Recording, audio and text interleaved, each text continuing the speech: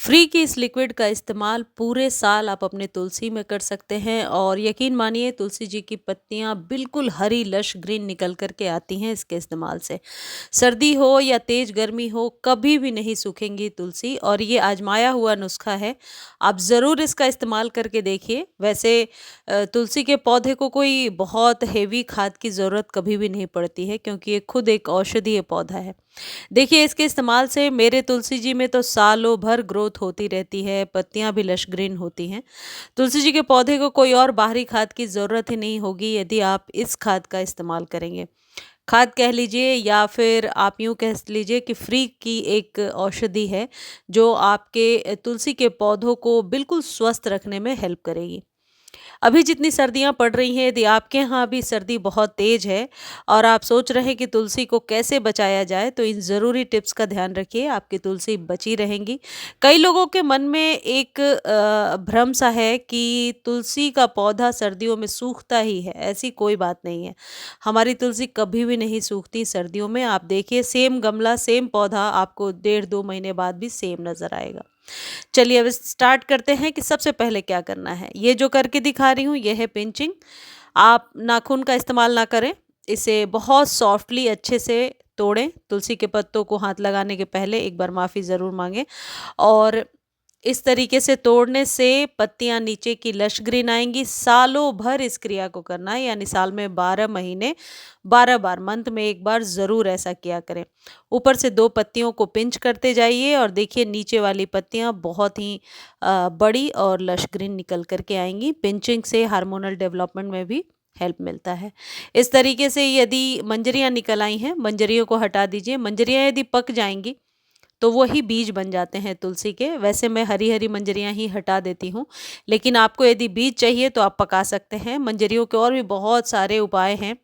आप मंजरियों को फेंकें ना, इस बात का ध्यान रखें। और इसे आप चाय में बॉईल करके पी सकते हैं। सर्दी जुकाम में बहुत ही आपको राहत मिलेगा। तुलसी के पौधे पर सालों भर ग्रोथ लेने के लिए एक दो चीज़ें और आपको करनी है जो वीडियो में आगे बता रही हूँ, लेकिन सबसे इम्पॉर्टेंट चीज़ है कि सर्दी में पानी कितना देना है। वीडियो के दौरान ही ये बात भी ज़रूर हम लोग डिस्कस करेंगे कि पानी कितना देना चाहिए। क्या पानी एकदम नहीं देना चाहिए तुलसी जी को सर्दियों में? ऐसा नहीं है। देखिए ये जो चीज़ आप देख रहे हैं ये है नीम की पत्तियाँ, कड़वा नीम, जो रोड साइड में आपको बहुत आसानी से मिल जाएगा। आप एक चीज़ और कर सकते हैं, मैं भी ऐसा करती हूँ, नीम के पत्तों को इकट्ठा करके रख लेती हूँ, वो अपने आप सूखते जाते हैं। नीम के पत्तों के बहुत सारे यूजेस हैं जो अक्सर मैं आपको बताती रहती हूँ। उसके पहले एक चीज़ आप देख लीजिए, यदि आपके तुलसी जी के गमले की मिट्टी इस तरीके से भुरभुरी है तो सर्दियों में कभी भी नहीं सूखेगा आपके तुलसी जी का पौधा। और यदि मिट्टी बहुत ज़्यादा हाथ में छूते ही कीचड़ सी मिट्टी हो रही है तो फिर तुलसी जी ज़रूर सूख जाती हैं। जैसा आप मेरे गमले में देख रहे हैं, जब भी मैं पानी देने वाली हूँ उसके पहले तुलसी जी के पौधे की जो मिट्टी है वो इतनी ही ड्राई होती है।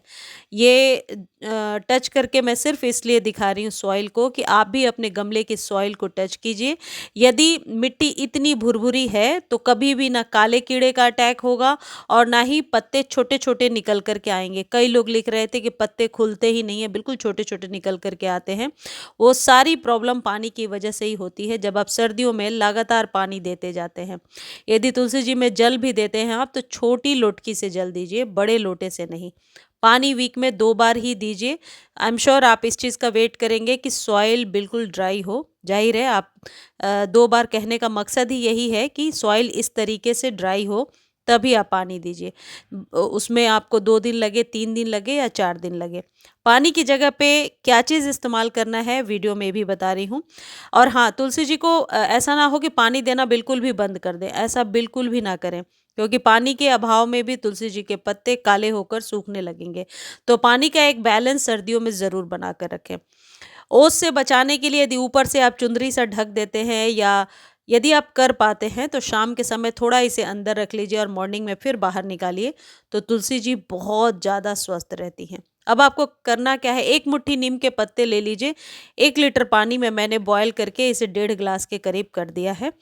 ये जो नीम के पत्ते होते हैं इनका आप स्प्रे भी कर सकते हैं और डायरेक्टली सॉइल में भी डाल सकते हैं। सालों भर इसका इस्तेमाल किया जा सकता है और खासकर सर्दियों में वीक में 2 बार इस्तेमाल करना है। इसको बहुत ठंडा नहीं करना है, ल्यूक वार्म रहे, यानी कि थोड़ा गुनगुना जिसे कहते हैं। इस गुनगुने पानी को आप तुलसी जी में डालिए और डालना कितना है, 1 ग्लास के अंदाज। फिर भी आपको लगता है कि और पानी की ज़रूरत है, तो और पानी ऐड कर लीजिए, लेकिन नॉर्मल पानी अब इसमें अभी आप नहीं डालेंगे क्योंकि गुनगुना पानी हमने डाला है। तो गुनगुना और ठंडा एक साथ मिला कर के कभी भी नहीं डालना है।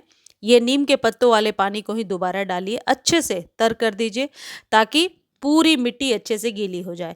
यदि काले कीड़े वगैरह का अटैक है तो आप इसका स्प्रे बना करके स्प्रे भी कर सकते हैं। वीक में 2 बार सर्दियों में ऐसा कीजिए।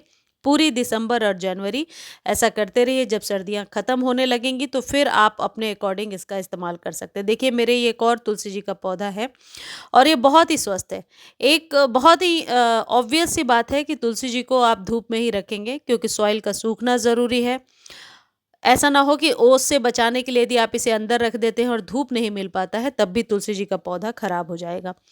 तुलसी जी को बचाने के लिए ये जो नीम की पत्तियों का पानी है, ये बेहतर तरीका है, इसे करके देखें।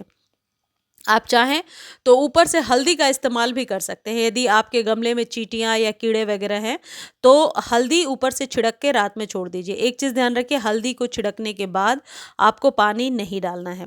तुलसी जी के पौधे पर पिंचिंग करना कभी भी ना छोड़ें। ये नीम के पत्तों वाला पानी देते रहें और हल्दी भी 15 दिनों पर 1 बार छिड़कते रहें। आपका पौधा स्वस्थ रहेगा। तुलसी जी के लिए कोई अलग से आपको खाद लेने की ज़रूरत पड़ेगी ही नहीं। एक चीज़ और है, तुलसी जी के पौधे को अभी रिपोर्ट नहीं करना है। रिपोर्ट करने का टाइम स्प्रिंग में आएगा। न्यू पौध भी अभी ना लगाएं तो बेहतर होगा क्योंकि नर्सरी से पौध लेकर आएंगे और जब आप उसकी जड़ों को खोलेंगे वो पौधा सूख जाएगा। तो फैब में बिल्कुल सही टाइम होगा न्यू पौध लगाने के लिए। मंजरियों को यदि बीज के रूप में आपने रखा है और बीजों से ग्रो करना चाहते हैं तो रेनी सीजन तक आपको वेट करना होगा। जो ये हल्दी है, ये नेचुरल रेमेडी होती है, तुलसी जी पर बहुत ही बढ़िया काम करता है। तुलसी जी के पौधे को अभी रिपोर्ट नहीं करना है। पूरे दिन के सनलाइट में रखिए, शाम के ओस से बचा करके रखिए और यही नीम के पत्तों वाला पानी देते रहिए। फ्री में ये लिक्विड आपके तुलसी जी के पौधे को सालों भर हरा भरा बनाकर रखेगा। मुझे उम्मीद है ये जानकारी आपको बहुत अच्छी लगी होगी। जानकारी अच्छी लगती है चैनल को लाइक शेयर और सब्सक्राइब कीजिए।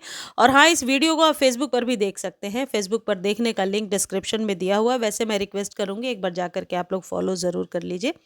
धन्यवाद।